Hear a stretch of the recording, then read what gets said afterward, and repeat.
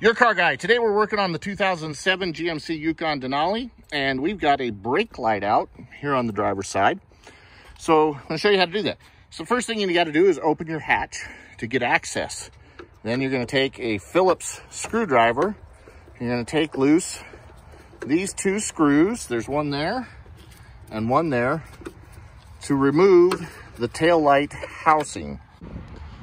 So once you have the screws out, move over right here, come and pry right here with something, and this will just pop loose the two pins that hold the housing in. Now your housing is available. We'll turn that knob or the light socket about a quarter turn and remove it.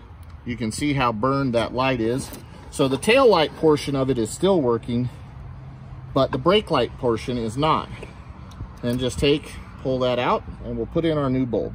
Pause.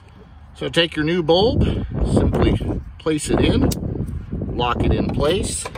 You're gonna set this back in, and you'll notice there's alignment pins here that match with the housing.